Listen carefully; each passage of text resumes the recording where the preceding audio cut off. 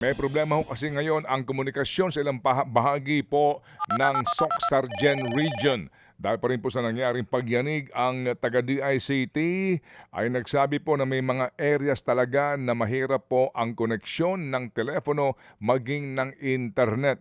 Yung pong airport dun sa Jensan ay pinuntahan po ni Secretary Lopez kahapon. At ang binabanggit niya, mga 1 linggo pa daw po bago maayos po ng tuluyan o masiguro na ligtas na pong gamitin yung pong kanilang terminal. Wala daw pong problema dito po sa runway kasi po ito ho ay intact. Pero yung pong mismong terminal ang may problema. Yung control tower daw po ay okay din. Nasa linya ngayon si Ginoong Antonio Acharon Jr., ang pinuno po ng GLAN MDRRMO. Good morning, sir. Good morning, sir. May buntag. Opo, may buntag sad. Ito po si Chacha sa ating unang katanungan. Go, Cha, please.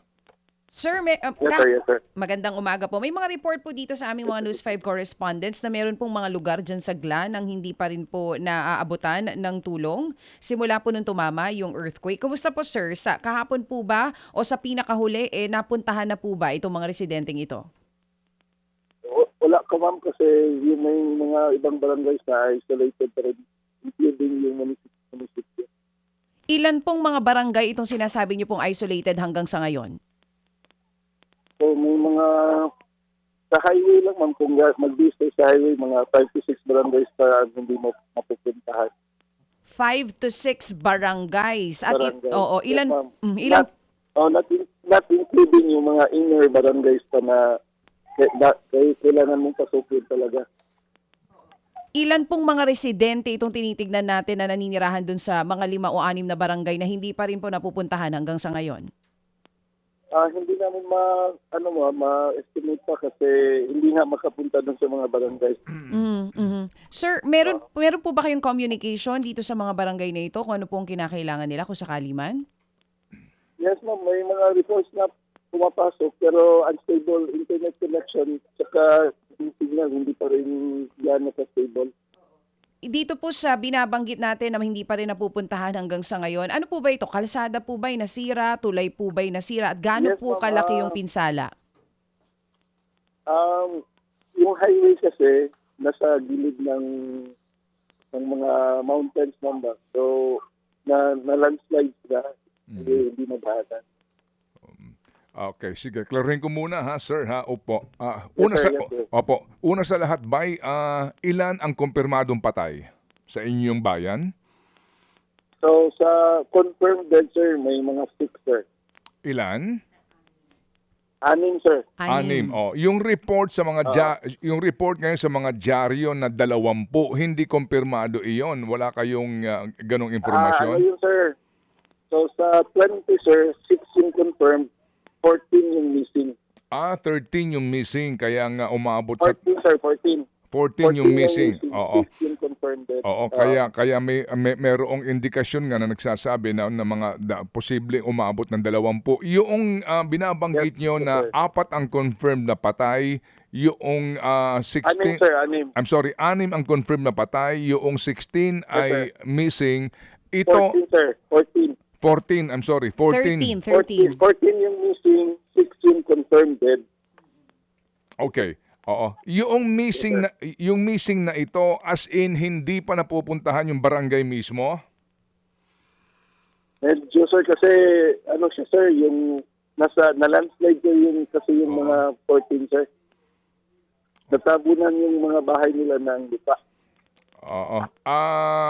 Nangyari kasi ito nito lamang Lunes. So, pwede ba naming malaman yung actual na sitwasyon diyan sa inyo, no, sa inyong mga kagawad ng inyong rescue, kung paano ngayon ang inyong magiging diskarte o pamamaraan para mapuntahan 'tong mga lugar na hindi pa mapuntahan? Meron ba kayong air assets na pinahihiram na ang Air Force? Sir? So, ngayon, sir, yung priority namin is to open the road. Go ahead. Yung communication, yes, sir, yung communication at saka connection na namin sa outside is through air assets and floating assets. Yes, sir. Tapos, ngayon, sir, may na-organize, may mga 2 search and rescue teams na andito na hopefully within this day makaproceed kami sa search, rescue, and retrieval. Yes, sir. May, Yung problema lang namin, sir, is yung fuel namin, sir, almost low na, sir. yung fuel nyo. Almost low na, sir.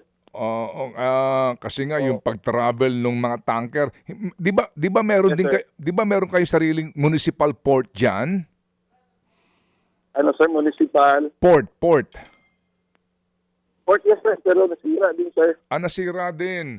Oo, hindi pa Yes, pwedeng sir. hindi pa pwedeng makadock ngayon doon, either yung Yung style lang dito, sir, is kung may mga big vessels, andun lang siya sa laot. Tapos sinusundo siya ng maliliit na mga vessels. pati mahirap din kung doon idadaan ang mga fuel tankers, no?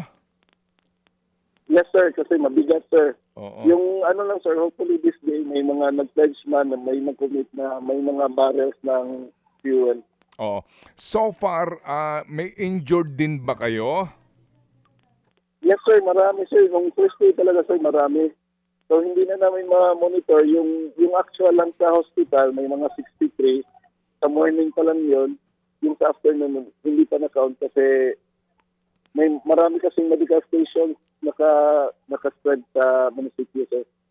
Saan dinadala ang injured? Working ba? Meron ba kayo diyang municipal hospital? Saan ang pinakamalapit na ospital?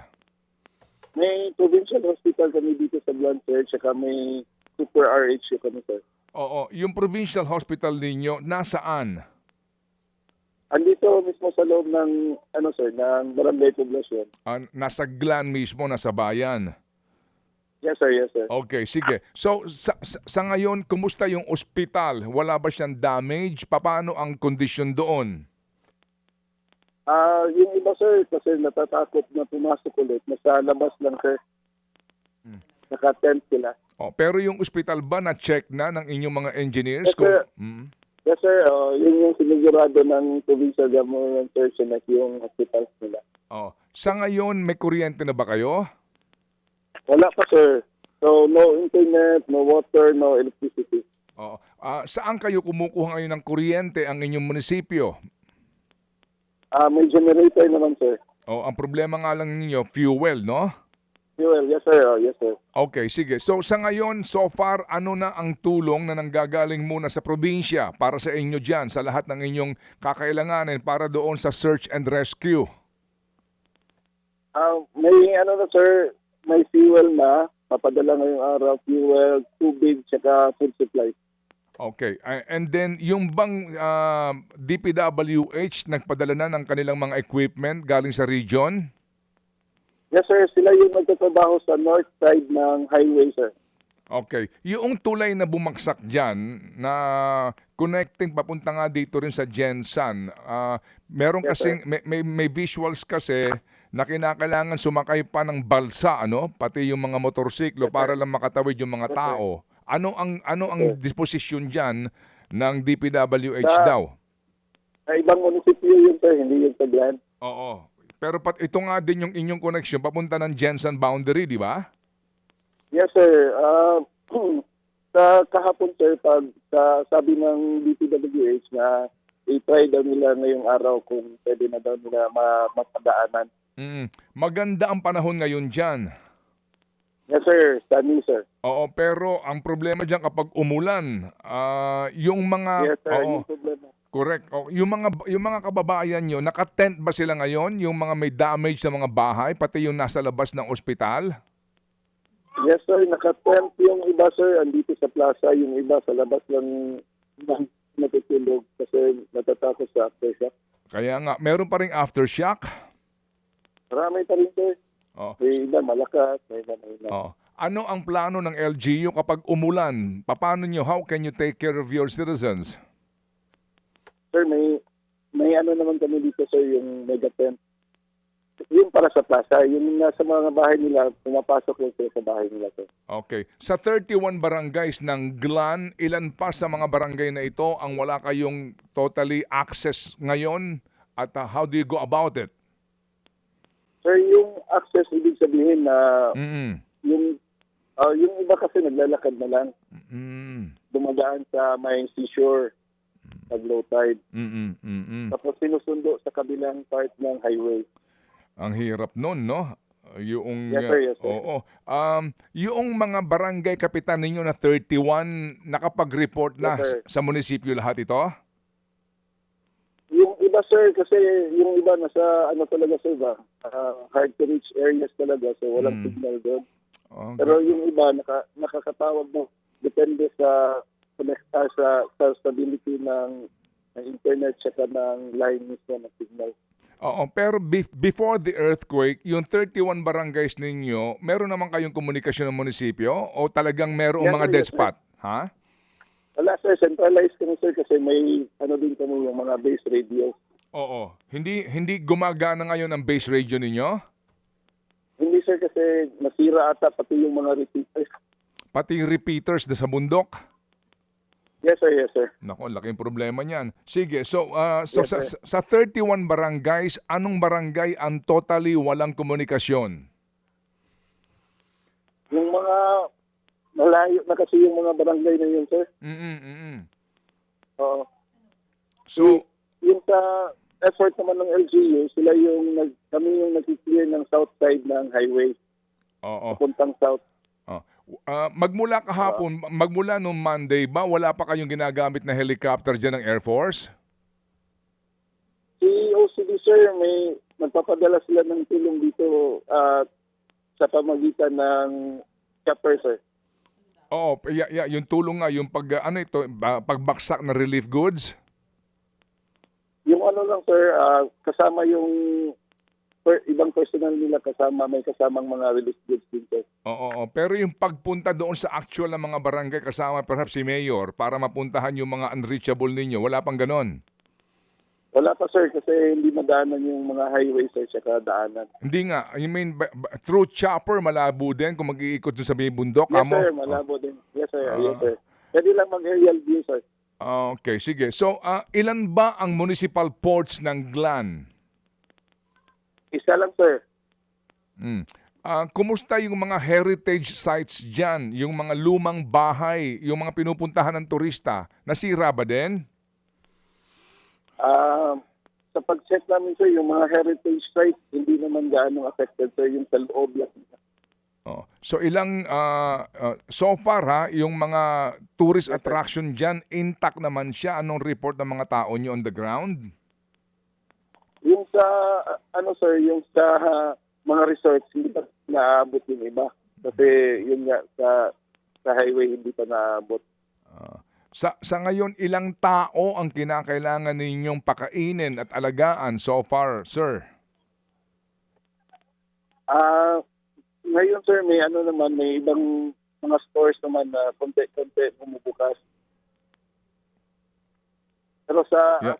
nagluluto pa sila, sir, sa kanila ba, sir, ba? Sa ngayon, bukas na yung kamo doon sa poblasyon, yung mga ilang grocery store at gas stations? Yung mga sir, yung gas stations, wala na rin yung mga fuel yan. Ano ang meron bang tugon sa inyo ang Department of Energy, yung mga pinadala diyan sa Socsargen ng Presidente ng mga cabinet secretaries para to respond to your needs? Yung sir, yung lang dito muna, sir, yung sa OCD, tsaka yung sa DICT ang pumunta, tsaka sa DSWD. Okay. So far, ngayon, ano ang gagawin ninyo? Anong inaasahan natin from LGU? What do you hope to achieve today? Yes, sir. Hopefully, maano namin yung mga missing. Makita namin ngayong araw kasi nag-start na yung search and rescue. Ma-assess yung mga ibang buildings dito kasi hindi sila magbubukas unless ma-assess ng mga engineers.